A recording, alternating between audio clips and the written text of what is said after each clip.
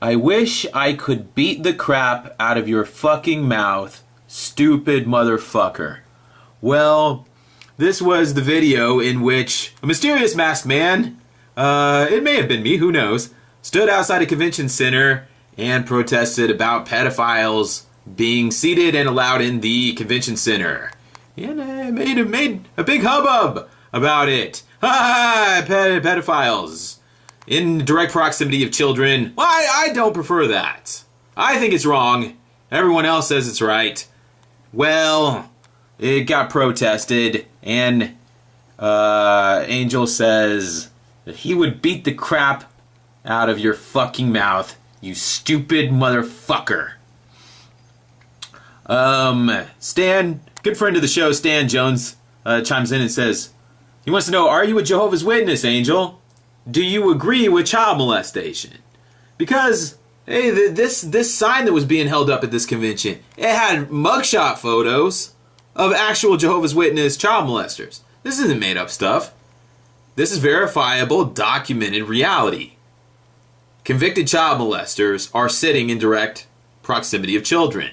And the Jehovah's Witness, this is not announced to the Jehovah's Witness community. It was announced on this day. And in a fashion, probably some people didn't like, but whatever. And Angel says, no, I'm in. And that got thumbed up by somebody. And but then Angel goes on to say, I, Sony, don't agree. But you have to understand the principle behind of reporting any crime to authorities. My sister was abused by my grandfather, who was an elder.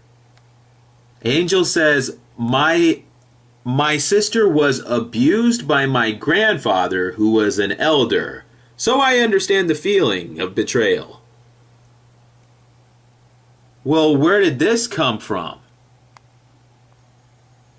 I will beat the crap out of your fucking mouth, you stupid motherfucker. Stan says, I'm just trying to understand your mindset, where you're coming from.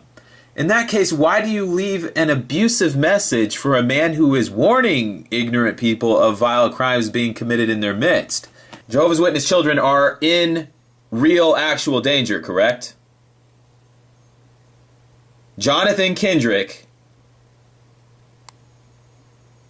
a man who has molested at least 2 girls, denies molesting any more than just the 2.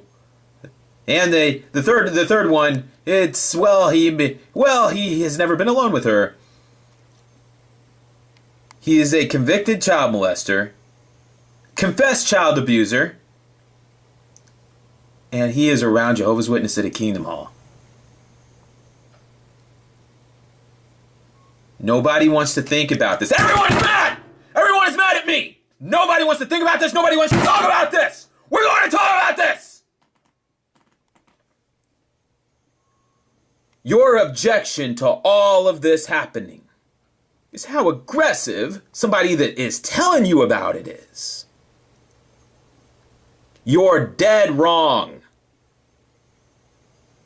You are dead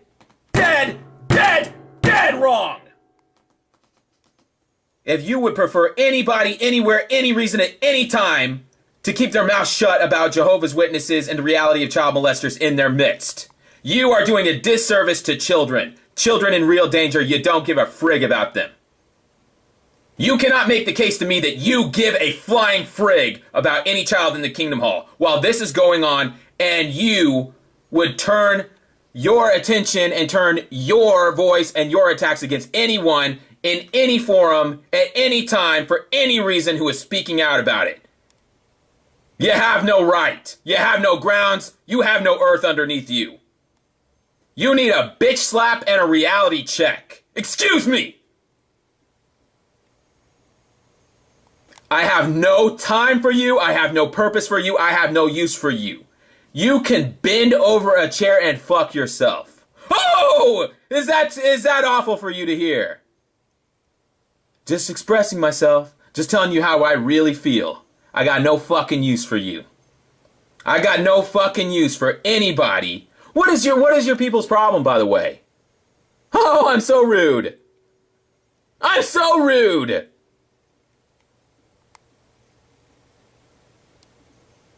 You concern yourself with my behavior instead of the behavior. You're telling me your grandfather molested your little sister.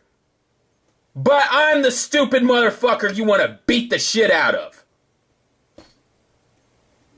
Why? There's no way to spin this to make any sense out of it. Aggressive activism. What a load of shit. What a piping hot, steaming load of shit. This can't go on any longer, people. You realize that there's people... You think child molestation in Jehovah's Witnesses has stopped?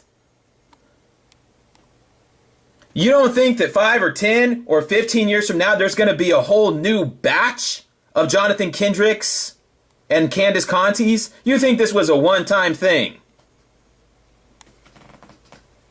There's probably some big fat mustache guy with his hands all over a little girl right now, and you don't give a flying frig, do you?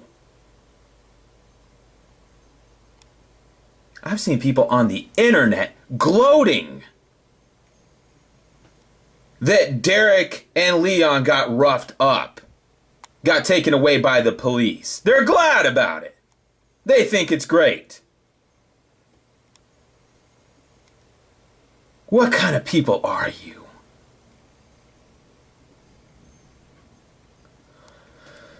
You're a victim of this policy, and yet you're screaming blue murder at the person trying to warn others? Everyone is entitled to express their opinions. Your expression terrorizes innocent children walking past their parents. Excuse me, you're talking about the people that terrorize innocent children with pictures and descriptions of Armageddon. We are talking about Jehovah's Witnesses. We're not... Oh, no. Were we talking about something else?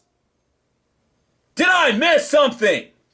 We're talking about people that paint murals of Armageddon for children to look at.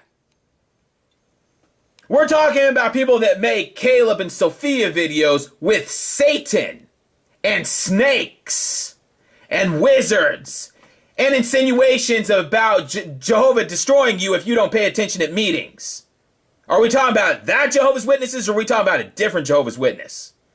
We're talking about people that print the Great Teacher book that describes sex to children and talks about angels and women and demons having sex and how demons like it when children have sex with each other and when children touch each other's private parts and how demons like that and how they entice people to do this through video games and TV. We're talking about those Jehovah's Witnesses. Correct? Terrorizing innocent children. Walking with their parents. And I'm telling the parents, you did not just take your children into a building with pedophiles. By the way, this is a building I've been in. I know. You think I'm making this up? I know there's pedophiles in there. How do you know? Because I've lived there. I've been there. By the way, you think I don't know the people I'm talking to that are walking past? Did it never occur to you that maybe I'm even related to some of them? Did none of this dawn on you? You think I don't know who I'm talking to or how best to talk to them? Who do you think you are? You just got here. I've lived with these people. I know everything about them. And they probably know more about what I'm talking about than they let on. Who are you? You just got here. Aggressive activism. How fucking dare you? From the other side of the planet. How dare you? How dare you? Who the hell do you think you are? Oh, the JW said they got terrorized, and so that's why Derek and Leon had to be taken away. Well, then, whatever. Jehovah's Witnesses have the right to walk up people's driveways and get in their face and talk to them about something they don't want to hear. The ADC News team does it. Oh, hell no. Call the cops. When your expression is terrorizing innocent children. Terrorizing innocent children.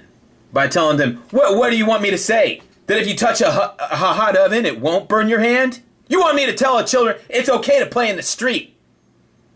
Oh, there's an IV? Oh, there's a hypodermic needle laying in the grass. Yeah, shoot up with it. What do you want me to tell children who are sitting next to pedophiles? That their parent, what? You think they don't need to hear this? You think your parents don't need to hear this? Well, excuse me. They just came out of a convention that tells them not to believe the newspapers. And to turn, hey, I'm not making this up. This was in Watchtower Magazine. They even had a picture with a caption underneath it.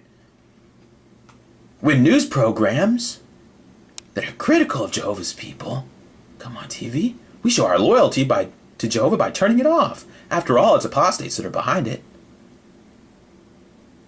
Did M. Stephen Lett not just say that we show our loyalty to Jehovah by rejecting false stories? Rejecting false stories.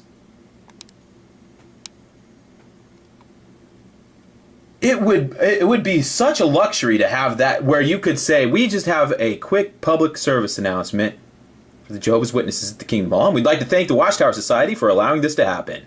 This will be brief, because we know you have to get back to your worship of Jehovah. Just a 60-second announcement. There are dozens of confirmed child molesters among Jehovah's Witnesses, and there are thousands of people who have been accused or suspected of child abuse who will never be reported to police. Because the Watchtower Society has decided that information is better to be kept secret. But in an act of fairness, they're letting us announce it to you. Oh no, that day isn't coming, is it? It's never coming, right? That day is never, never, never, never, never coming.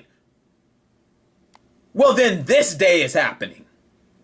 This day is happening where somebody somewhere is going to stand outside of Kingdom Hall and say, you're going to hear it anyway. You're going to hear it for 30 seconds. Oh, your child had to walk past me for 30 seconds? Well, guess what?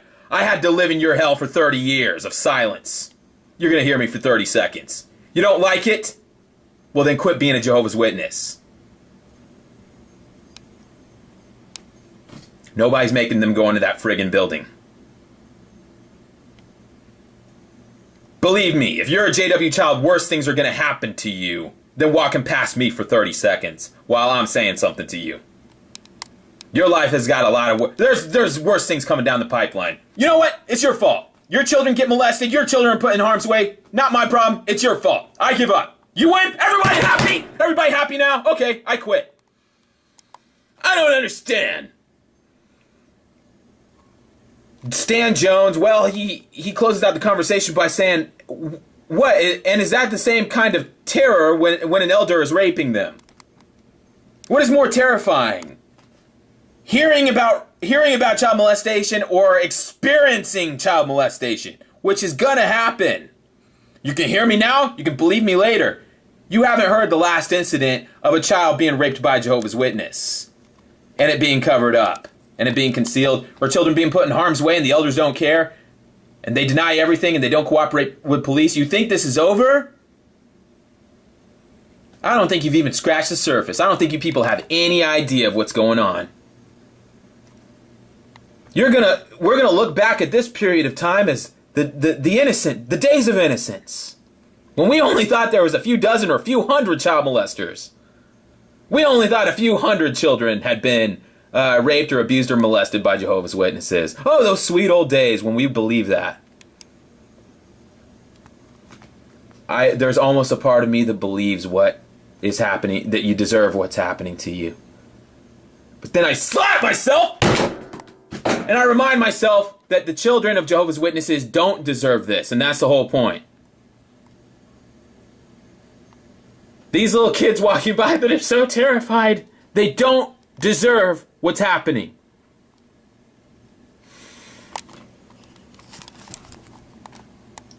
This man, how messed up is this guy? How long was this guy in the Kingdom Hall system that his little sister gets raped by an elder and he says he wants to beat the fucking shit out of me? Stupid motherfucker! Another beautiful product of the Kingdom Hall system.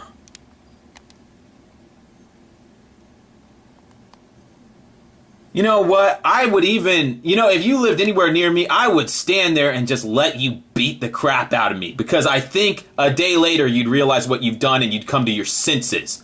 I would take a beating from you, Angel.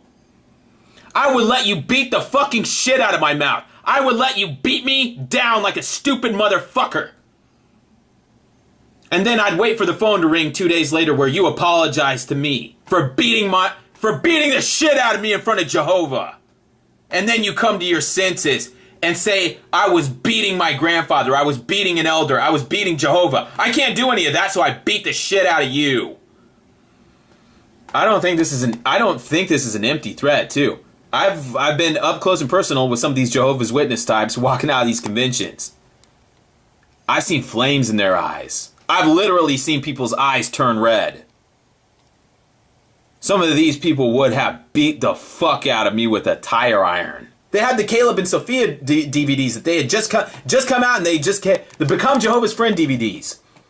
And the people walking past used these DVDs to cover their faces. That was the moment that I had waited for. That was why I was there.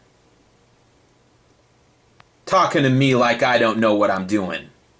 The moment that those ladies walking past me held up their Caleb and Jehovah DVDs to cover their faces and hide their identities, that was the money shot.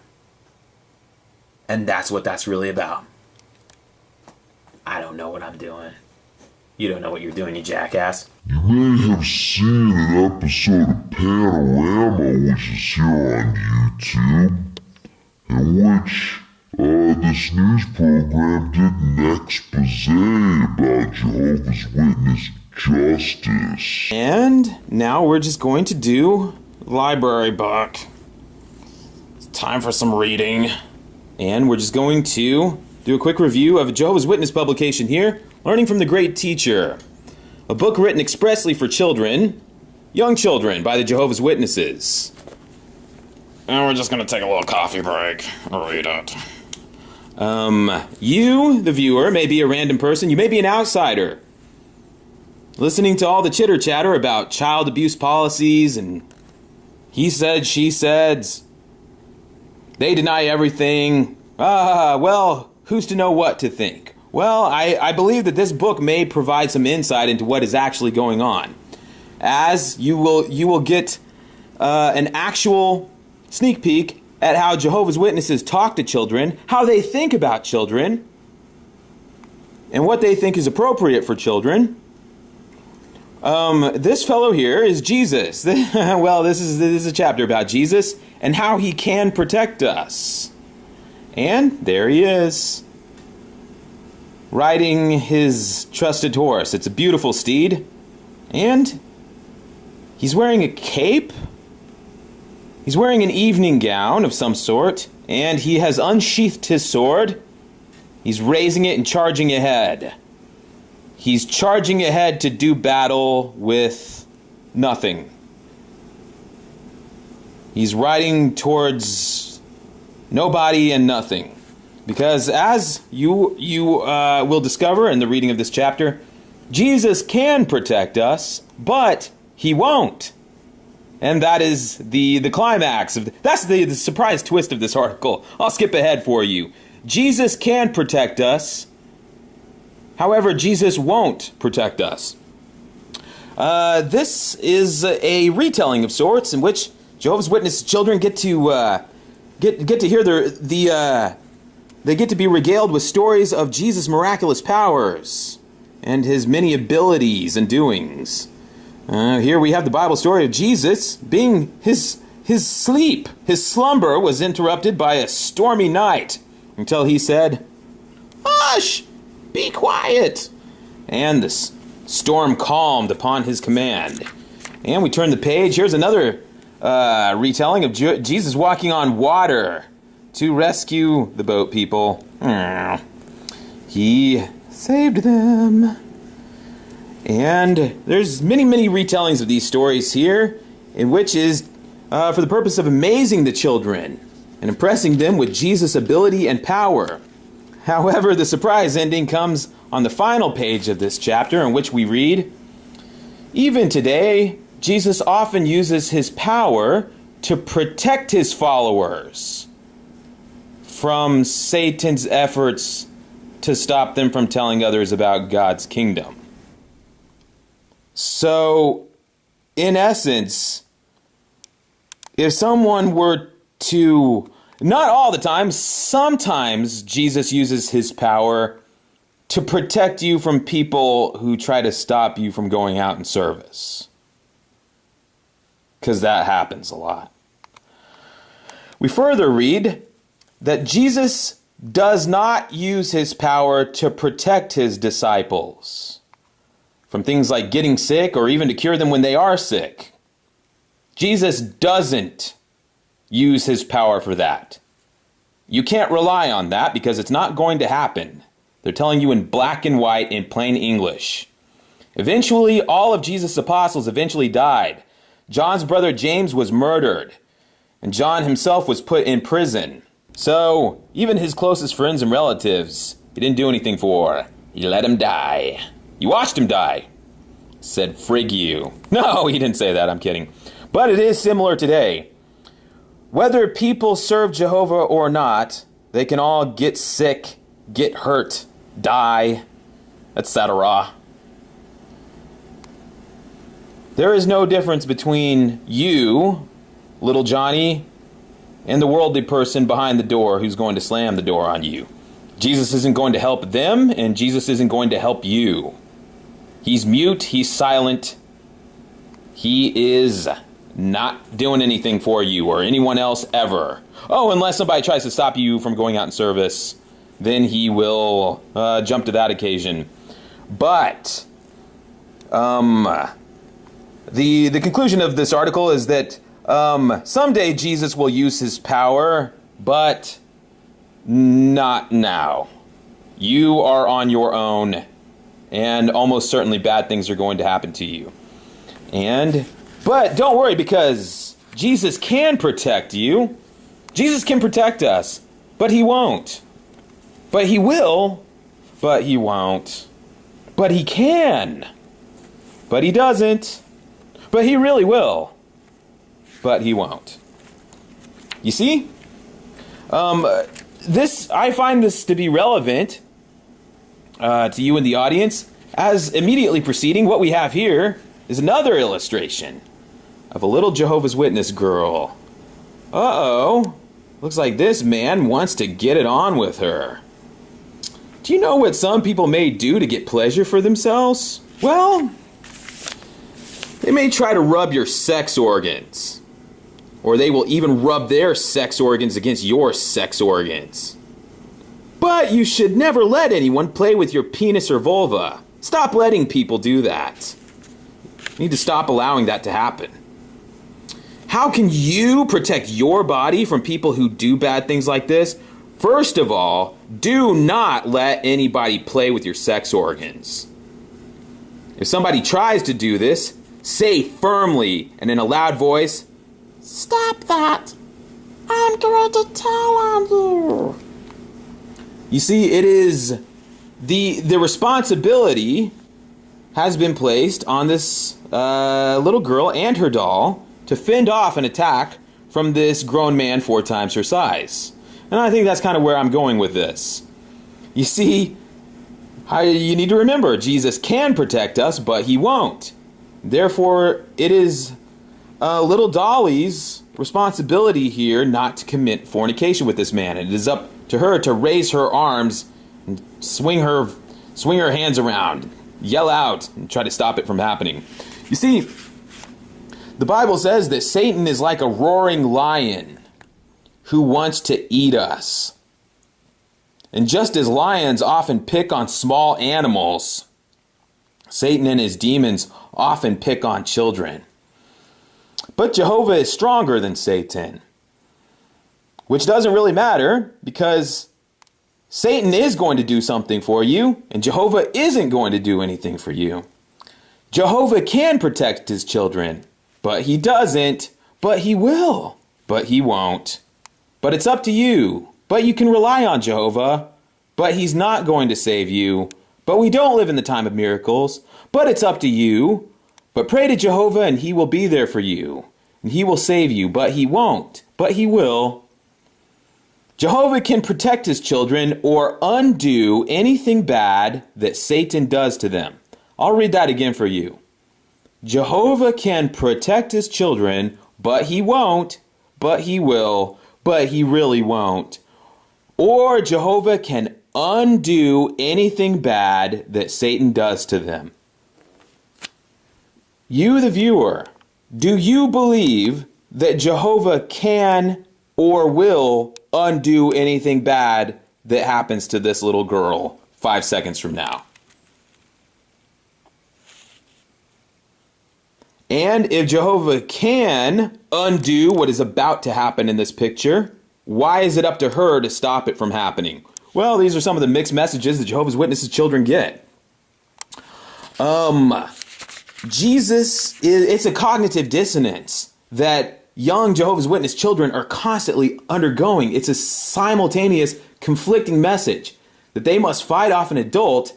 They're abdicating responsibility to the adults are shifting the responsibility to the children.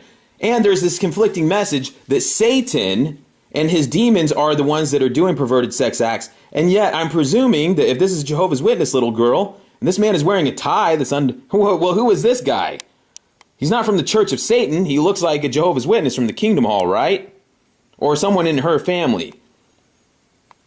So Satan is the one devouring us like lions, and yet it's her dad or her uncle or her grandfather who is a representative of Jehovah. Well, there's a lot going on here, and I don't know what to tell you, except that Jehovah's, it has to do with Jehovah kind of playing both sides. He's going to save you, but he's not going to save you. And so the responsibility to save yourself, but also by relying on him, do it for yourself. Jesus and Jehovah is they could take 5 minutes and clear up this whole issue, right? Or they could take... Excuse me, I know. See, Jehovah's Witnesses already had a couple of children's books that they had already written. This book was prepared. Interesting fact is that this book was prepared and released immediately following a very, very serious and costly class action lawsuit against Jehovah's Witnesses, which was settled out of court, in which the Watchtower Society had to pay in the order of 20 victims millions of dollars because of very serious negligence for sex abuse. And, well, due to some gag orders and the such, this was kept out of many newspapers and what have you. However, Jehovah's Witnesses, this is a legal step. A legal step of this book being prepared, and it has, I invite you to read it sometime. It's like 50 Shades of JW. It gets very graphic. Lots of sex in this book. Lots of sex. And it describes sex to children. Very graphically describes sex acts to children. It is a legal maneuver to divert responsibility from the adults of the Watchtower Society. That's what the whole purpose of this book is about. Removing responsibility from adults, putting the responsibility on children. In the Jehovah's Witness legal system, children are treated just as every other plaintiff or witness or accused person. And yes, children have been accused of fornication. I remember one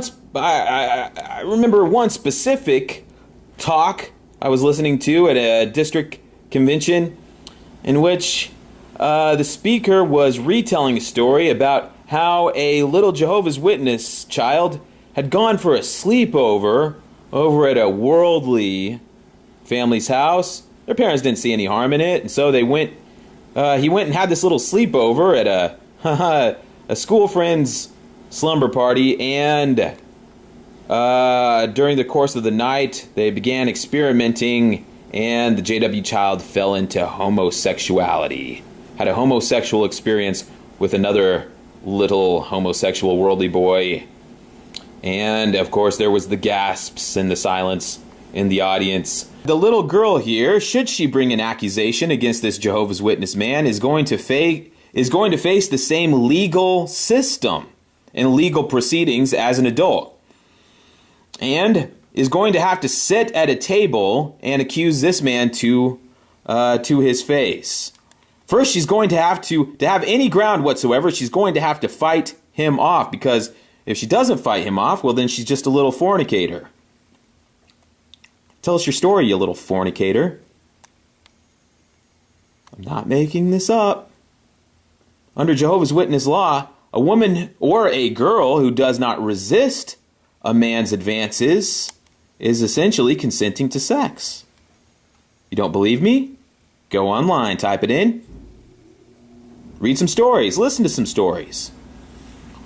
Jehovah's Witness, many Jehovah's Witness females have been raped and then subsequently blamed for their own attack because they did not resist with all their power. They did not scream out and cry out as this little girl is being admonished and advised to. Should this result in a judicial procession, this girl will be expected to make her case. And the burden of proof is upon her, in which she must provide witnesses to... Look, it all comes down to the two-witness rule, which you've heard so much about. And here's how this goes down.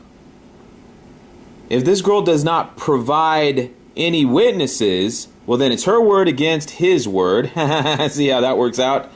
And without incriminating him of anything, she is self-incriminating herself of porneia, or childhood fornication, or mutual masturbation, or loose conduct, or any number of things.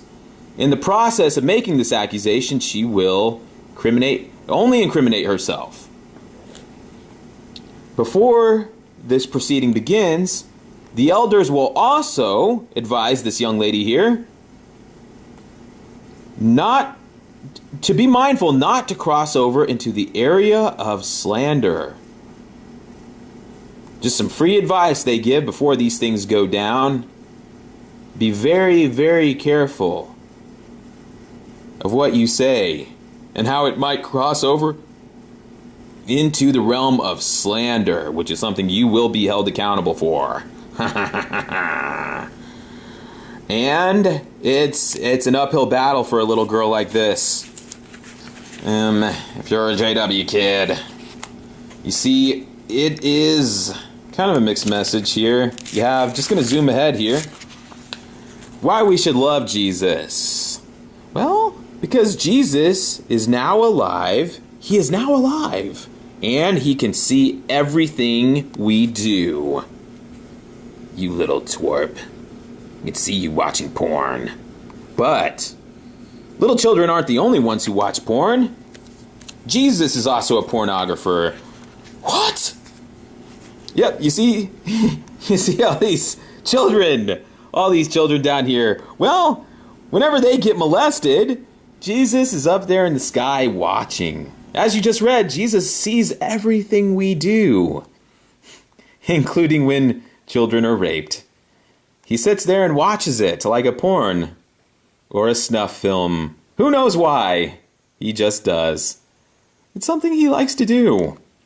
He likes to watch children get molested and raped and not do anything. What? He doesn't. Am I lying? Does he do something? Oh, no, he doesn't. It's up to children to do something for themselves. Correct?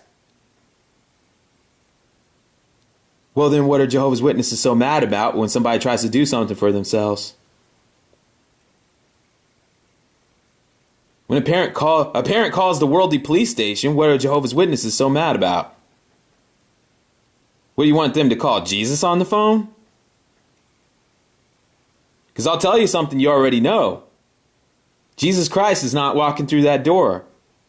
Jehovah God is not walking through that door. We're all on our own, right? Well, then what's everyone so mad about? Jesus and Jehovah left all this in Satan's hands, didn't they? Satan's worldly officials. Well, what choice do they have? They're the law keepers of this planet, right? How come Jehovah's Witnesses don't want them to have anything to do with anyone?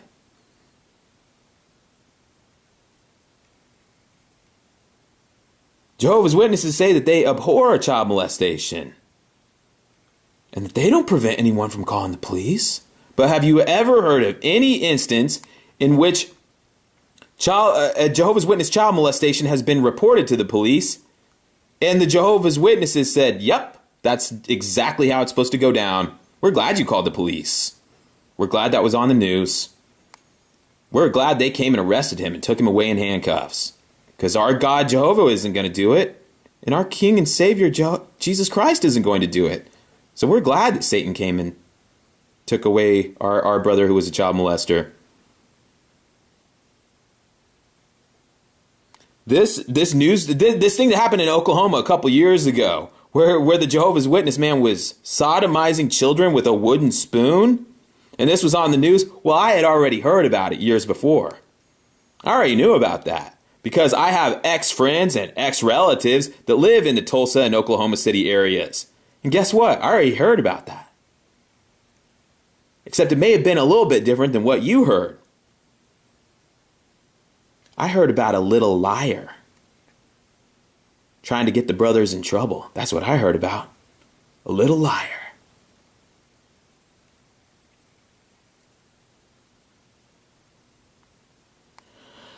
I also had ex-friends and ex-family members that were at the Oklahoma convention in which Brother Jairus slapped away a microphone and his bodyguard bumped some reporter out of the way. Except I may have heard that news story a little bit different than you did too. What I heard was about an apostate that tried to attack Brother Jairus at the convention. Yeah, they didn't exactly mention that apostate was not an apostate and in fact was a BBC cameraman trying to ask him a question about child molestation. Is there any way that this ever goes down that Jehovah's Witnesses say, that's fair? We understand. Can you give me any instance in which Jehovah's Witnesses would be pleased of the outcome of a Jehovah's Witness child molester being arrested? No? This is all on Satan. Well, what do they expect Satan's world to do? Look the other way like they do? They want everyone to look the other way all the time. Well, it's about reproach. They don't like, here's the thing. They don't like reproach coming upon Jehovah's name.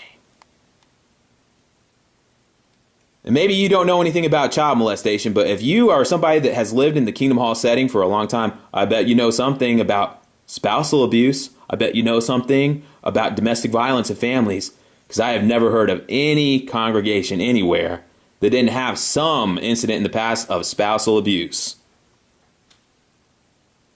And what is the same thing they tell every abused spouse every time? Think about the reproach upon Jehovah's name. Would you do this to Jehovah? Would you let your little family problems seep over into Jehovah's disgrace? Would you turn this into a disgrace about Jehovah? You're talking about leaving? What will the neighbors think? What will your co-workers talk about?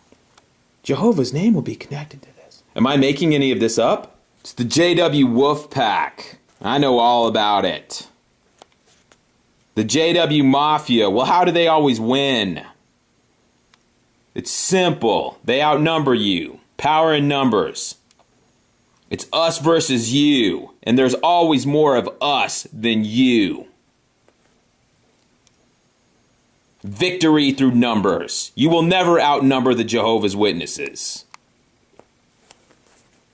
They will always outnumber you. Nyah. You think, let me get this straight, you think this little girl is going to get a fair shake in the Jehovah's Witness legal system? Well, what do you base that on? You're not watching the same videos I'm watching. You're not watching the Panorama News report about a JW man accused by his stepdaughter of molesting him. She and her mother were discouraged by the Jehovah's Witnesses from proceeding, but nevertheless, they decided to work with the police and press charges against this man that this little girl said molested her. And it went to trial, and the Jehovah's Witnesses showed up at the courthouse to show their support. Except, here's the funny twist. The entire congregation showed up to support the man who was on trial for molestation, in defiance of the little girl and her mother, who are now being shunned by the JW Mafia. 60, 70, 80 Jehovah's Witnesses showing up in force day after day in a courtroom to show the support for the JW man on trial for sex abuse against a child. Well, there's other instances in this Panorama News program in which a worldly police detective was being interviewed and found it very irritating that in his duty of investigating child molestation and trying to find a resolution to this case, he found that the Jehovah's Witnesses elders refused to cooperate with him, refused to talk to him. They shunned him, and he didn't do anything wrong. He was doing his job.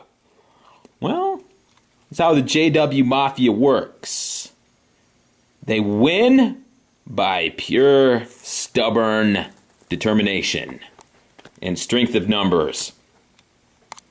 You think this little girl is going to get a fair shake in the JW legal system?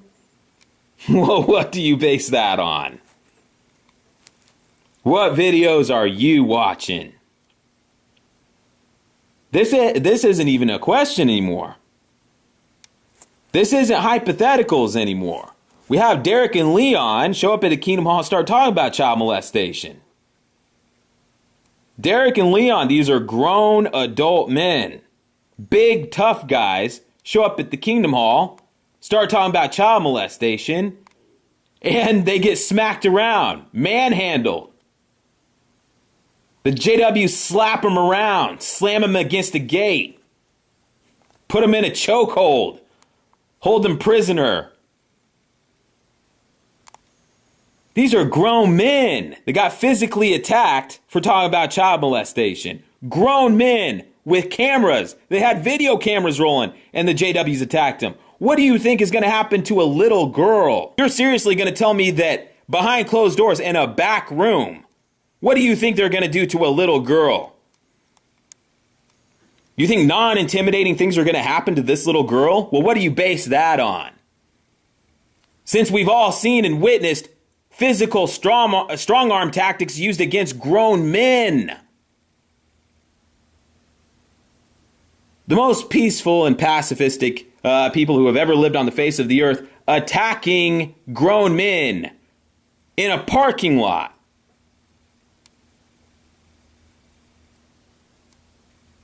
Some people don't like Derek and Leon videos. I love them. I think this is some of the greatest stuff that's ever been put on YouTube. I call it YouTube. There's never been anything like this.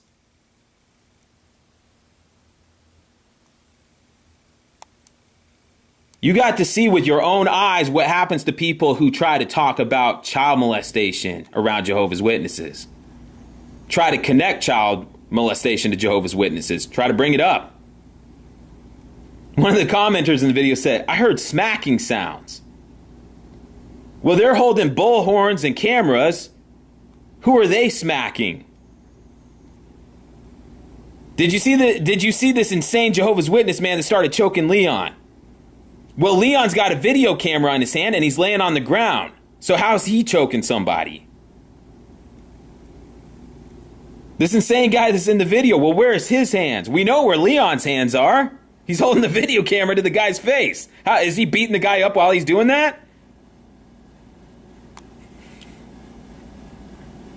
Why would Jehovah's Witnesses close an electronic gate and hold trespassers in? Because officially that's the whole problem here, is that somebody was trespassing in the parking lot of a public place. But then they close the electronic gate on them. Why would you do that to somebody that's trespassing? Like, you don't want them there. Why would you hold them prisoner? You're afraid of somebody trespassing getting away?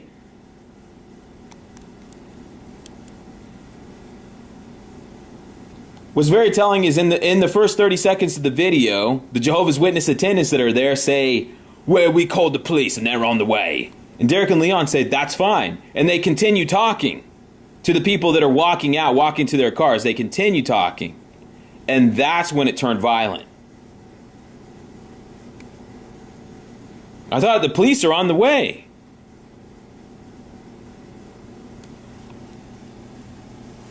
The police, that's what the man said at the first of the video, right? The police have been called, they're on their way. Well, in the 5 minutes or whatever that it takes the police to get there, what happened that the Jehovah's Witnesses felt that they had to take corporal punishment into their own hands? Derek and Leon didn't do anything. You heard Leon when the man grabbed him, he said, what the fuck are you doing?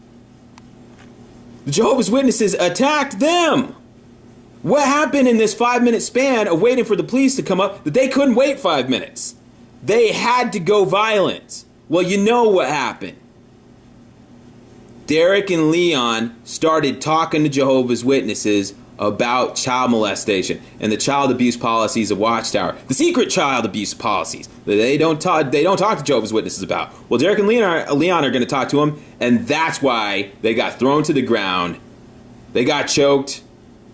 There's one commenter said, I heard smacking sounds in the background. Well, how much illegal activity can you be doing when you're holding a megaphone in one hand, holding a camera in one hand, and talking to people about a child abuse policy?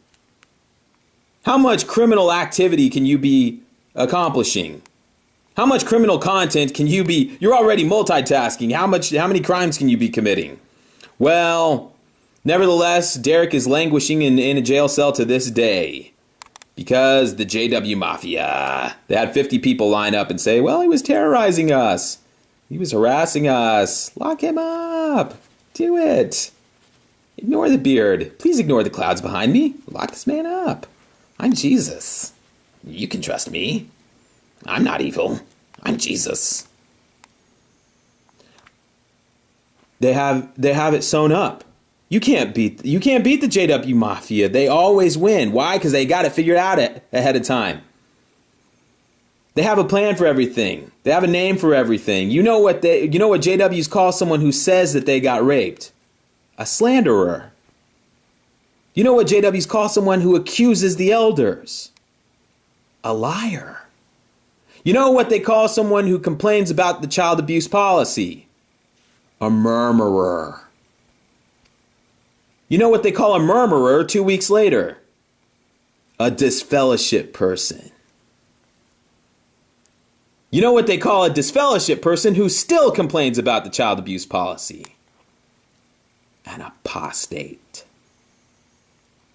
You're starting to get a little bit clearer picture of how this all works.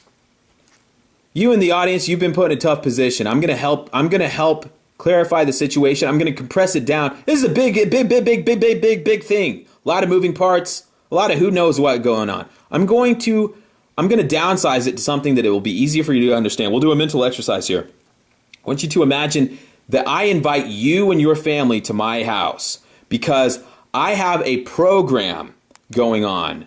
I have a self-help program. But this isn't just any self-help program. This is the best thing that's ever happened to anyone ever. Believe me. This is the best program that's ever happened. It was life-changing. It will change your life. And I invite you and implore you to come to my house and join in my organization. It's expanding. I want to expand this organization. We're going to touch a lot of lives. I want your family to be part of it. And so you accept the invitation and you come to my house. You and your family arrive at my house, you come in there, and I'm there, and I got this big, fat, creepy guy with a mustache standing next to me. You've never seen him before. You don't know who he is. And I start telling you about what we're going to be doing, and I say, and this guy here, he's going to, do stuff with the kids while we're doing some stuff. And you say, I don't know about that. And I'm like, what? I vouch for this guy, okay? This is my friend. Don't insult him like that. And you're like, well, I don't mean to. No, I'm not insulting him. I just don't know this person. And I said, look, I told you. I vouch for this person. He's in good standing with me. He's part of my household. He's part of my family here, the family organization. I call him brother, and everyone else will call him brother too. Is that understood? And you say, I don't know. And I say, what do you want? A letter of recommendation? Here, I have one in my pocket. I'll read it to you.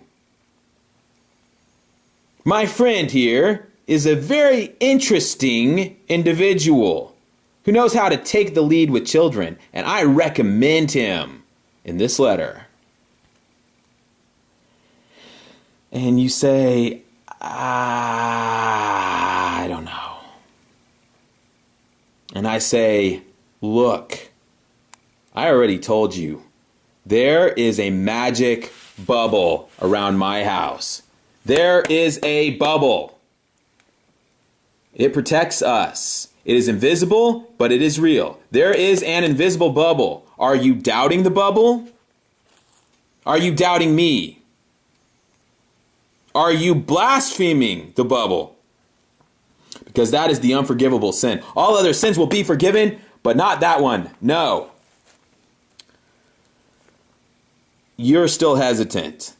And I say, okay, look. I need you to believe in me. I need your belief.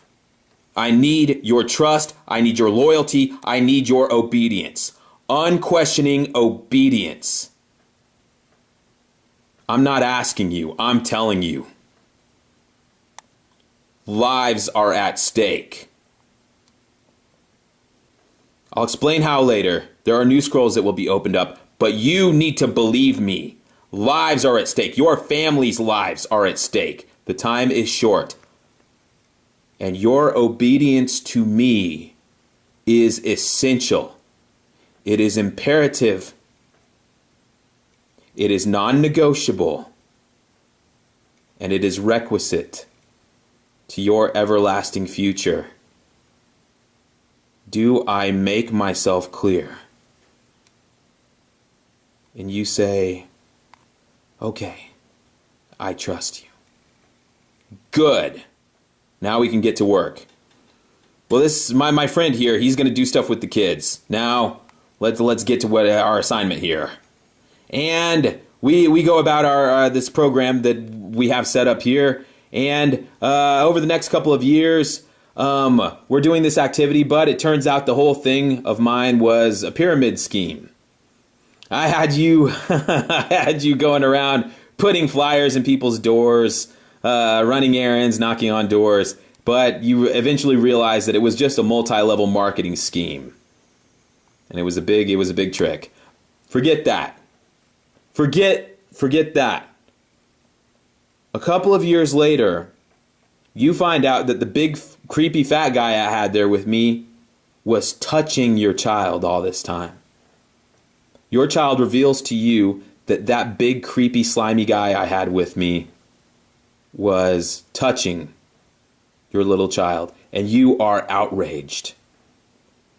And you call me up on the phone and you tell me what your child told you. And I say, well, what's that got to do with me?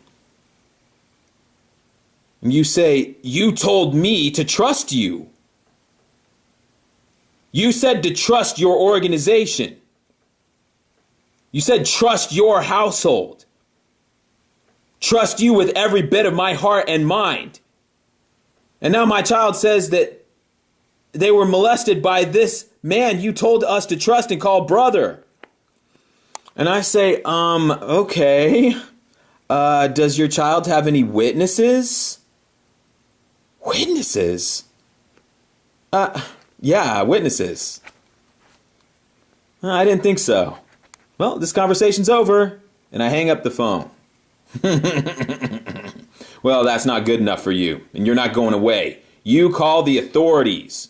You call the worldly authorities and you bring them to my house. to find out who this guy is and what he's done. Well, the authorities start investigating and determine that there is indeed validity and credibility to these claims. And they start questioning me. And I say, yes, I knew that he was technically a child molester. And you say, wait, what do you mean you knew? And I say, well, a long time ago, he confided to me that he had molested one or maybe two children. But he told me that privately, okay? And maybe all of you worldly people don't respect privacy, but in my household, we respect privacy. And I don't reveal private conversations I have with people. And you say, I didn't ask you about anyone's private conversation. You told me to trust you. And then you presented this guy to me and said, call him brother. You did it. Not me, not my child. You did it. You promised me that in your organization, my family was safe and protected. You promised me that in your house, my family was safe and protected. Your words. And I say, oh, I meant spiritual protection. You thought I meant, oh, well, see, that's the misunderstanding here. By the way, a bedrock of the Jehovah's Witness religion is that its members shun and avoid bad association. Lest we forget. Bad association. This is a major deal in the world of Jehovah's Witnesses. It is not advice. It is not a maybe thing. It's a disfellowshipping offense if somebody seeks out bad association. Raymond Franz, former high-ranking Jehovah's Witness, an anointed Jehovah's Witness, a Watchtower official, was disfellowshipped. Let me repeat, was disfellowshipped for bad association, for sharing a meal with a fellow Christian. Not a child molester, not a child molester, not a devil worshiper.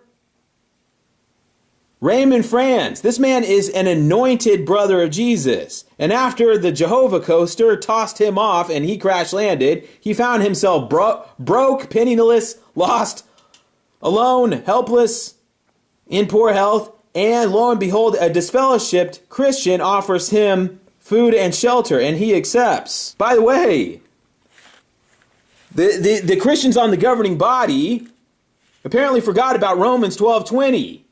Which admonishes Christians to, if your enemy is hungry, to feed him. They didn't even feed their brother. This man's an anointed brother. This man is actually, it's not even a figurative thing. This is the nephew of the Watchtower president. These great Christians on the governing body, they don't feed their enemies. They don't even feed their brother, who found himself on hard times. And a disfellowship person has to come along and offer him food and shelter and an opportunity to work and provide for himself. Two believers in Christ having a meal together is a disfellowshipping charge. Are you getting your mind around this? An anointed brother of Christ lost his eternal life for associating with someone who confesses Christ. Now, how does that work? And these same people this same organization is secretly putting child molesters in with families and unsuspecting people. And then they're disfellowshipping people for bad association. But it's all so scriptural, isn't it? Have you ever noticed that when Jehovah's Witnesses want to do something, they can immediately find a scripture to justify it? However, when Jehovah's Witnesses don't want to do something, they act as if their hands are tied and there is no biblical way around it. There just isn't. And yes, I'm thinking about when Jehovah's Witnesses drag their feet. Whenever it's time to cooperate with police, they don't want to do it. And they act as if their religion prohibits them from doing it. Ridiculous. They're stubborn. They don't want to answer questions. They don't want to talk to reporters. These are the people who are supposed to be giving witness, and instead they're dodging and diving people, wanting to ask them factual questions and get factual answers, acting as if their religion stops them from doing it. And these are the same people that found biblical justification for lying. These are the people that say lying can be a tool of God's people. They found that in the Bible. They can't find a way to cooperate with police in the Bible. Jarrett Loesch can't find a way to show up in a court and answer questions about pedophiles when commanded to do so by the proper authorities. And I'm sure they scoured the Bible and found some verse not to. And that's what they say every time. That's their excuse. Well, our hands are tied. Yeah, but your hands are not tied. That's the thing. Excuse me. Am I mistaken in thinking that you don't have a little arrangement called marking? Marking! The idea that you can say something about someone without actually saying it. You can deal with someone even if your hands are figuratively tied. They're not really. They're not ever. I told you guys the story about a man. This is a Jehovah's Witness man. True story. From the Kingdom Hall. This is a baptized Jehovah's Witness man, and his shortcoming was that he didn't have an inside voice. He didn't know how to talk quietly. I don't know why. It was some sort of personality tick. The man was as thick as a brick. I don't know what to tell you, but he didn't know how to talk quietly. And the elders counseled him on multiple occasions. It didn't get through to him. Every time he opened his mouth, it's like he was shouting. Every time he came into the Kingdom Hall, it was like he was shouting. Every time he was in a car group, it was like he was shouting. And people shushed him and asked him to be quiet. He didn't know how, or he couldn't figure it out. Well, the elders had no choice but to deal with him, because they didn't want him to be a Jehovah's Witness any longer. They didn't want him to be in the congregation. And by extension, they didn't want him to have eternal life. His strange personality was going to preclude him from having eternal life. And they took this matter upon themselves to give a marking talk. And as we've discussed before, marking is essentially disfellowshipping someone who hasn't committed a disfellowshipping offense. See, that was the funny thing about this man who talked too loud at the Kingdom Hall. He didn't actually break any of God's commandments. There was no charge against him. Nevertheless, thanks to this provision given to them by Jehovah's organization, they had the ability to disfellowship him without disfellowshipping him. They gave a talk in which they didn't name his name, but they spelled out why they didn't like him. They found him irritating, and they wished he would go away. And the other Jehovah's Witnesses stopped associating with him.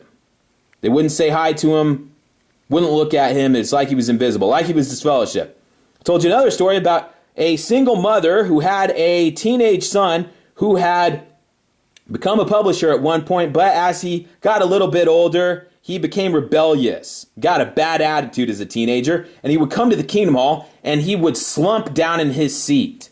And when the elders or any other adult tried to talk to him, he would sneer and say, whatever. Well, he didn't actually do anything against the Bible. You see, he hadn't committed any disfellowshipping offense, but the elders weren't having any of it. And so they gave a marking talk. And this single woman and her daughter and her son, the Jehovah's Witnesses washed their hands of them. And they were not welcome at JW gatherings again. They were not invited to anyone's house. And at the meetings, they were allowed to come to the meetings, but they didn't have any friends there. People didn't say hello to them and they weren't nice to them. They weren't allowed at get-togethers, etc., etc. They take these actions against people that haven't done anything wrong. You can't give a marking talk. You can give a marking talk about somebody who talks too loud. You can't give a marking talk about a child molester. You know, the Jehovah's Witnesses are acting as if it wasn't their choice that the child molester is still a Jehovah's Witness. I'd like to remind you that disfellowshipping is done on a local level. They're not they're not following orders of somebody somewhere. Disfellowshippings happen on a local level. The local elders meet with somebody, they talk about the offense, then they pray about it, then they vote on it. These Jehovah's Witnesses on TV and in the courtroom, they're acting like it's something that they regret, but there's no way around. But that's not true. They're deceiving you. Disfellowshipping is almost entirely at the discretion of the local elders. Now, you have to commit a disfellowshipping offense, but once it is determined that you have committed a disfellowshipping offense, they vote on it. It's up to them.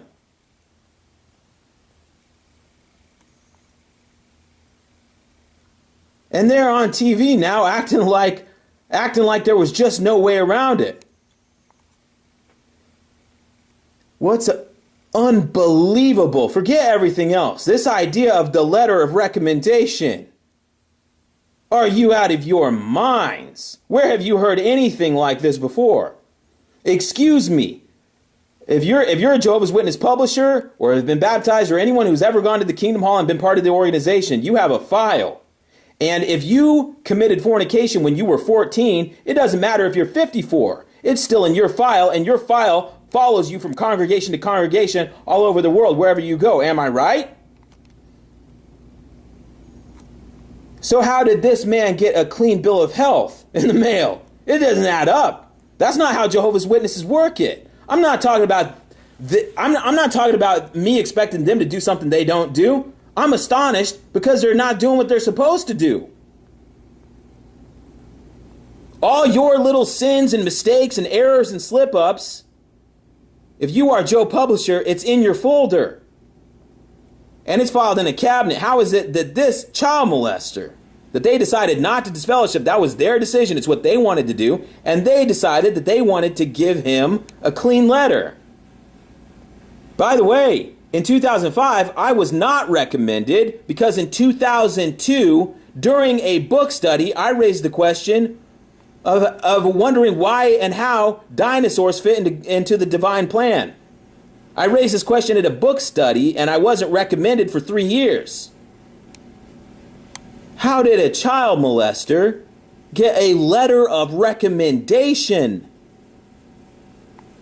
And I'm not going to answer that for you. That's a question for you. Here's the question. They wanted that. They wanted it that way, right?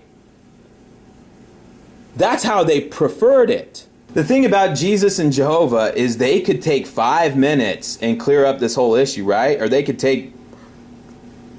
Excuse me, I know. This is just crazy for me to even expect or wonder about. But couldn't Jesus or Jehovah for 5 minutes appear as an apparition in the JW.org studio or appear in a courtroom and say, we need to clear it up? Who is lying, Jonathan Kendrick or Candace Conti? One of them's lying. They're not going to show up, are they? No. They're doing the Silent Sam routine. Well, then what choice does Satan's world have? Satan's world has to proceed with its duty of adjudicating these matters, correct? Well, then what are you complaining about? Is Satan's world not doing its best job? Jehovah's organization just told you that they're not going to do a damn thing, correct? That's what we just read. So what scenario would please the Jehovah's Witnesses? What scenario is going to please Jesus and Jehovah? This is the way they've decided to have it. The only thing Jehovah's Witnesses ever want is for you to shut up and go away. Keep it to yourself. Do it for Jehovah. Doing a little dance. Just had a glass of wine. Turning the stereo up. I really like this song. Just doing a little dance. Gonna unbutton my shirt a little bit. This is hot. Oh, I'm so drunk. Oh, look, I'm falling onto the couch. Oh, yeah. Oh, yeah. Yeah. goes the dynamite. From here to eternity. What a load of poppycock! This self-righteous, arrogant pile of excrement forgets that there were many biblical characters that were also extremely wealthy, but who received Jehovah's blessings because of their loyalty to him. Job being a primary example. King David, King Solomon, and King Saul were also extremely wealthy and lived in super extravagant palaces and lifestyle of their time. You are talking about the King Saul that attempted murder. You are talking about the King Solomon that married pagan wives and fell into apostasy. You are talking about the King David that murdered someone and committed adultery with his wife. Yeah, their extravagant lifestyle of worldly excess and extreme wealth really did wonders for them. All of these people committed an incredible amount of sins against Jehovah, and you're telling us to emulate their lifestyle? You want us to emulate Prince's lifestyle? This guy is really a fairy tale and needs to get a life. And, he says, I'm not in awe of the fact that our brother Prince Nelson has likely donated and helped many in ways we not only towards the preaching work, but in areas of disaster to help rebuild homes and kingdom halls for our brothers, and likely in a very, by the way, he's making this all up. You see the likelies and this is stuff he's making up. This is mythology. It sounds nice, doesn't it? Prince donating to build kingdom halls and all the homes of people in third world countries losing their, but it's made up. He's pulling this out of his ass. None of us knows that any of this happened. There's no reason to believe that it's happened, but he's making it up. He's rebuilding homes in third world countries like the Philippines and kingdom halls of our brothers that had their lives washed away in a typhoon, and likely in a very generous manner. How generous Prince is in this hypothetical world of things that there's no proof that they happened. He simply has no need or desire to toot his own horn, so to say. We're talking about this guy, right? He just doesn't have that need to toot his horn. Far be it removed from Prince to toot his own horn and talk about how awesome he is and sue his own fans and have people put in jail, arrested, everything. We're talking about Prince! This man doesn't toot his own horn. Oh, I'm sure Jehovah has blessed him and will continue to bless. You're making this up, though. This is mythology. This is your new mythology you're creating on the spot. I'm sure Jehovah has blessed him and will continue to bless him. How our brother donates his time, monies, and energy towards kingdom interest is nobody's business but his own. Brother Prince. And, he follows up by saying, Satan's fellow accusers are not hard to pick out. They offer nothing but slander, just like their father. And if you ask them about what the Bible's promises are for mankind's future, they haven't got a clue. Well, I can tell you the Jehovah's Witness promise for your future, your eternal future in the paradise. You're going to be shoulder to shoulder with pedophiles. Jonathan Kendrick is going to live in eternity in paradise, earth, and he's a child molester. I'm sorry this is choppy. He's responding to somebody that came to their senses and deleted their comments. This person deleted their comments. These people actually think that they are performing some sort of ministry. If this is how Jesus performed his ministry, I would want no part of it. By the way, if you have a Bible and you've read it, this is very similar to how Jesus performed his ministry. This is how he began his ministry and ended it. And it was most of the part in the middle. Was exposing how Jehovah's people talk the talk and don't walk the walk. That was his thing, right? That's what he did. And now there's a handful of people doing the same thing today. And this guy says, this is how Jesus did it. I want no part of it. Well, how does Jesus do it? Jehovah's Witnesses call themselves ministers and they don't minister to anyone. Have you noticed that? To minister means to serve somebody.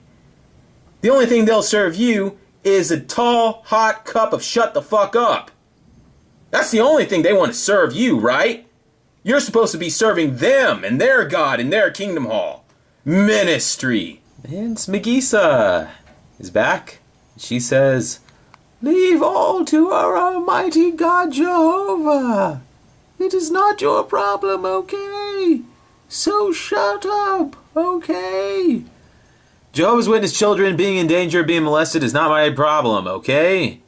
Thank you." And Emma says, "They will always say bad about the true religion." To which I respond, "Emma, hi there. Who is they?" "They will always say bad about the true religion." Well, who is they? Is Candace Conti they? What about the other two girls that say they were molested? Are they they? They were molested by a Jehovah's Witness man, and then therefore turned into they that say bad about the true religion. They were molested and then became they. Oh, I know all about the theys and thems. The thems, the theys, the out theres. Who is they? Is it the ABC News team that is reporting real events actually occurring?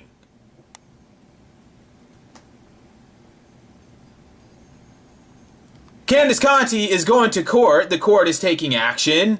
This is a real event that's happening. Do you expect the ABC News channel to make the editorial decision not to report the news? Because that would only prove that Jehovah's Witnesses are the true religion. It's a reverse psychology thing. You expect the news channel not to report the news because why? Who is they? Am I they? Are the other former Jehovah's Witnesses on YouTube's they? Are people telling you what this is happening, correct? This is an actual event that's happening as we speak. But we're they? They will always say bad about the true religion. But what if the bad is true? And what if it's happening in real time? Who is they? The theys are the yous of yesteryear.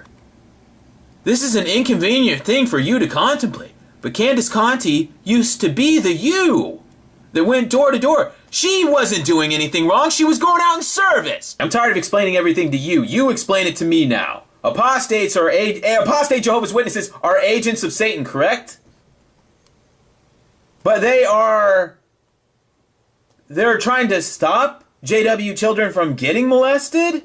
Well, how would that work? Wouldn't Satan want them to get molested?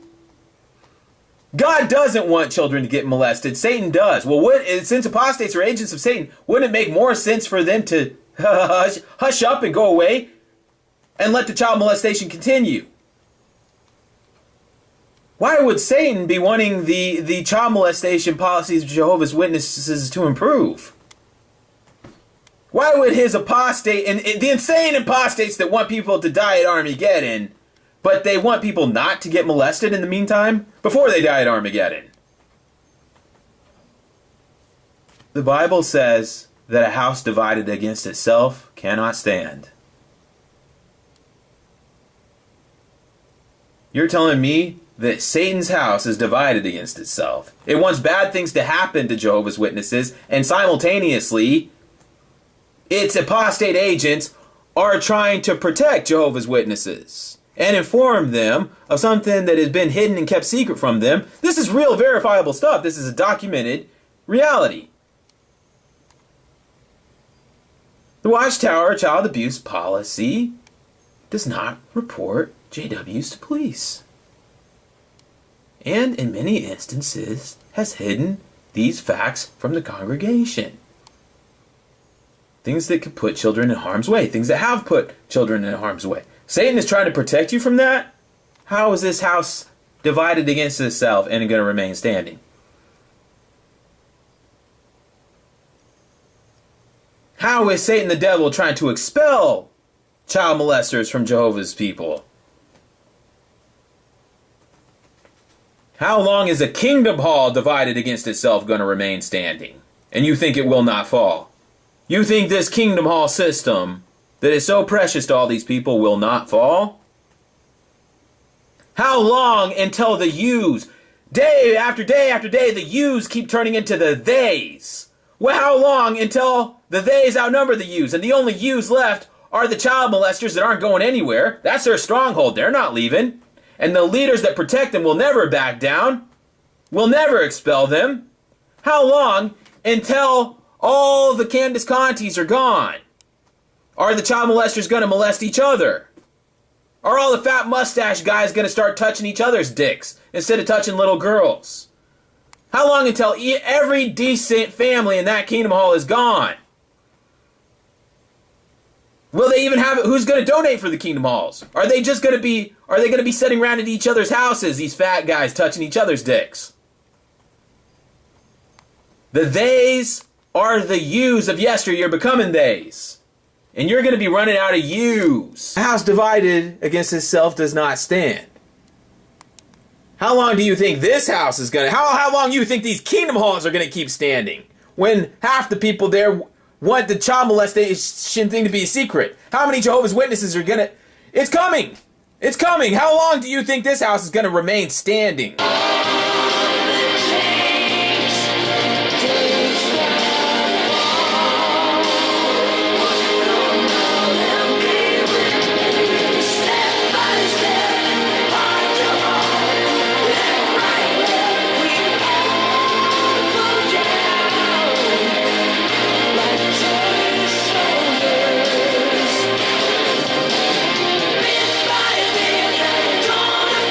Ignorant people of vile crimes being committed in their midst.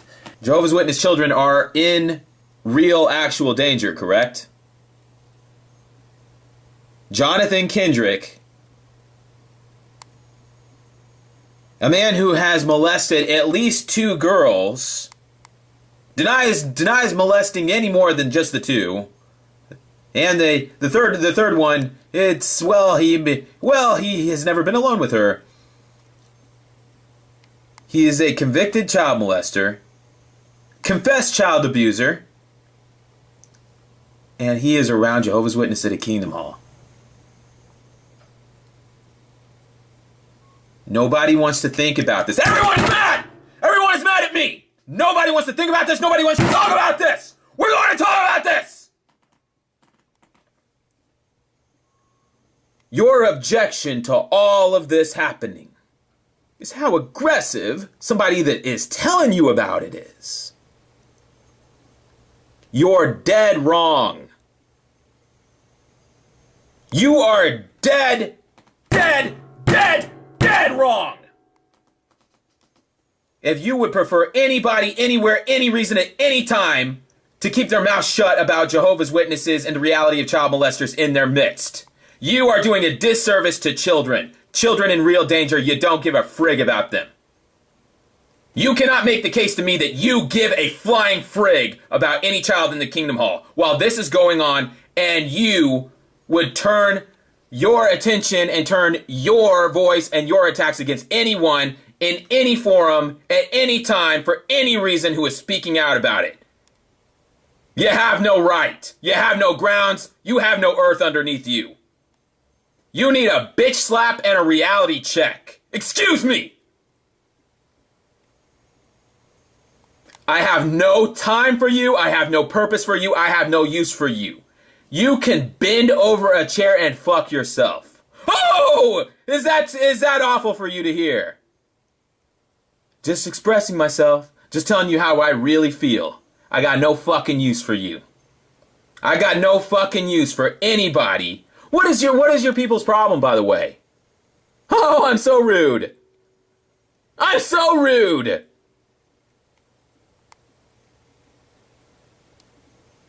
You concern yourself with my behavior instead of the behavior. You're telling me your grandfather molested your little sister. But I'm the stupid motherfucker you want to beat the shit out of. Why?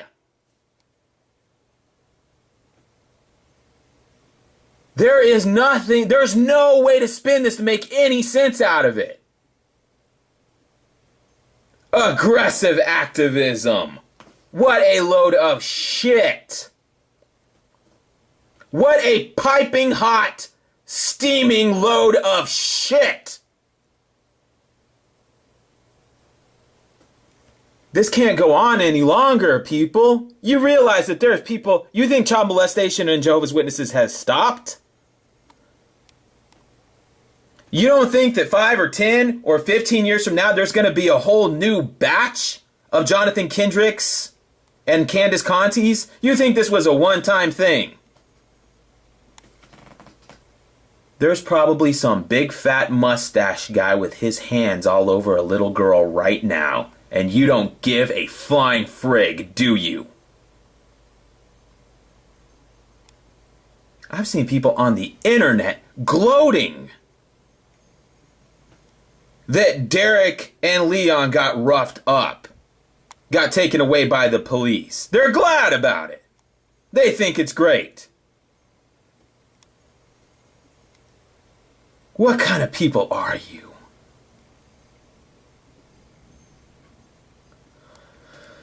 You're a victim of this policy, and yet you're screaming blue murder at the person trying to warn others?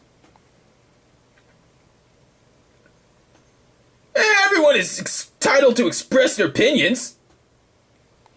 Your expression terrorizes innocent children walking past their parents. Excuse me, you're talking about the people that terrorize innocent children with pictures and descriptions of Armageddon. We are talking about Jehovah's Witnesses. We're not... Oh, no. Were we talking about something else? Did I miss something? We're talking about people that paint murals of Armageddon for children to look at. We're talking about people that make Caleb and Sophia videos with Satan and snakes and wizards and insinuations about Jehovah destroying you if you don't pay attention at meetings. Are we talking about that Jehovah's Witnesses, or are we talking about a different Jehovah's Witness? We're talking about people that print the Great Teacher book that describes sex to children and talks about angels and women and demons having sex and how demons like it when children have sex with each other and when children touch each other's private parts and how demons like that and how they entice people to do this through video games and TV. We're talking about those Jehovah's Witnesses. Correct? Terrorize.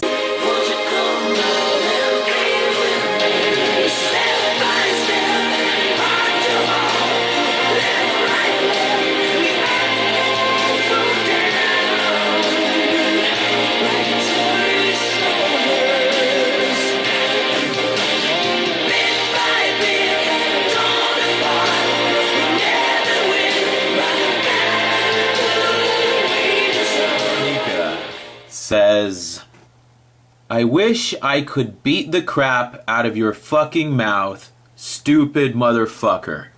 Well, this was the video in which a mysterious masked man, it may have been me, who knows, stood outside a convention center and protested about pedophiles being seated and allowed in the convention center. And made a big hubbub about it. Ha! Pedophiles in direct proximity of children. Well, I don't prefer that. I think it's wrong. Everyone else says it's right. Well, it got protested, and Angel says that he would beat the crap out of your fucking mouth, you stupid motherfucker. Stan, good friend of the show, Stan Jones, chimes in and says, he wants to know, are you a Jehovah's Witness, Angel? Do you agree with child molestation? Because, hey, this sign that was being held up at this convention, it had mugshot photos of actual Jehovah's Witness child molesters. This isn't made up stuff. This is verifiable, documented reality. Convicted child molesters are sitting in direct proximity of children. And the Jehovah's Witness, this is not announced to the Jehovah's Witness community. It was announced on this day. And in a fashion probably some people didn't like, but whatever. And Angel says, no, I'm in. And that got thumbed up by somebody. And but then Angel goes on to say, I, Sony, don't agree. But you have to understand the principle behind of reporting any crime to authorities. My sister was abused by my grandfather, who was an elder. Angel says, my sister was abused by my grandfather, who was an elder. So I understand the feeling of betrayal. Well, where did this come from? I will beat the crap out of your fucking mouth, you stupid motherfucker. Stan says, I'm just trying to understand your mindset, where you're coming from. In that case, why do you leave an abusive message for a man who is warning innocent children walking with their parents? And I'm telling the parents, you did not just take your children into a building with pedophiles. By the way, this is a building I've been in. I know. You think I'm making this up? I know there's pedophiles in there. How do you know? Because I've lived there. I've been there. By the way, you think I don't know the people I'm talking to that are walking past? Did it never occur to you that maybe I'm even related to some of them? Did none of this dawn on you? You think I don't know who I'm talking to or how best to talk to them? Who do you think you are? You just got here. I've lived with these people. I know everything about them. And they probably know more about what I'm talking about than they let on. Who are you? You just got here. Aggressive activism. How fucking dare you? From the other side of the planet. How dare you? How dare you? Who the hell do you think you are? Oh, the JW said they got terrorized, and so that's why Derek and Leon had to be taken away. Well, then, whatever. Jehovah's Witnesses have the right to walk up people's driveways and get in their face and talk to them about something they don't want to hear. The ABC News team does it. Oh, hell no. Call the cops. When your expression is terrorizing innocent children. Terrorizing innocent children. By telling them, what do you want me to say? That if you touch a hot oven, it won't burn your hand? You want me to tell children it's okay to play in the street? Oh, there's an IV? Oh, there's a hypodermic needle laying in the grass. Yeah, shoot up with it. What do you want me to tell children who are sitting next to pedophiles? That their parent... What? You think they don't need to hear this? You think your parents don't need to hear this? Well, excuse me. They just came out of a convention that tells them not to believe the newspapers. And to turn... Hey, I'm not making this up. This was in Watchtower Magazine. They even had a picture with a caption underneath it. When news programs that are critical of Jehovah's people come on TV, we show our loyalty to Jehovah by turning it off. After all, it's apostates that are behind it. Did M. Stephen Lett not just say that we show our loyalty to Jehovah by rejecting false stories? Rejecting false stories. It would be such a luxury to have that, where you could say, we just have a quick public service announcement for the Jehovah's Witnesses at the Kingdom Hall. We'd like to thank the Watchtower Society for allowing this to happen. This will be brief, because we know you have to get back to your worship of Jehovah. Just a 60-second announcement. There are dozens of confirmed child molesters among Jehovah's Witnesses, and there are thousands of people who have been accused or suspected of child abuse who will never be reported to police. Because the Watchtower Society has decided that information is better to be kept secret. But in an act of fairness, they're letting us announce it to you. Oh no, that day isn't coming, is it? It's never coming, right? That day is never, never, never, never, never coming. Well, then this day is happening. This day is happening where somebody somewhere is going to stand outside of Kingdom Hall and say, you're going to hear it anyway. You're going to hear it for 30 seconds. Oh, your child had to walk past me for 30 seconds? Well, guess what? I had to live in your hell for 30 years of silence. You're going to hear me for 30 seconds. You don't like it? Well, then quit being a Jehovah's Witness. Nobody's making them go into that friggin' building. Believe me, if you're a JW child, worse things are going to happen to you than walking past me for 30 seconds while I'm saying something to you. Your life has got a lot of... There's worse things coming down the pipeline. You know what? It's your fault. Your children get molested. Your children are put in harm's way. Not my problem. It's your fault. I give up. You win. Everybody happy? Everybody happy now? Okay, I quit. I don't understand. Stan Jones, well, he closes out the conversation by saying, what? And is that the same kind of terror when an elder is raping them? What is more terrifying? Hearing about child molestation or experiencing child molestation, which is gonna happen. You can hear me now, you can believe me later. You haven't heard the last incident of a child being raped by a Jehovah's Witness and it being covered up and it being concealed, or children being put in harm's way and the elders don't care and they deny everything and they don't cooperate with police. You think this is over? I don't think you've even scratched the surface. I don't think you people have any idea of what's going on. We're gonna look back at this period of time as the days of innocence, when we only thought there was a few dozen or a few hundred child molesters. We only thought a few hundred children had been raped or abused or molested by Jehovah's Witnesses. Oh, those sweet old days when we believed that. There's almost a part of me that believes what is happening, that you deserve what's happening to you. But then I slap myself and I remind myself that the children of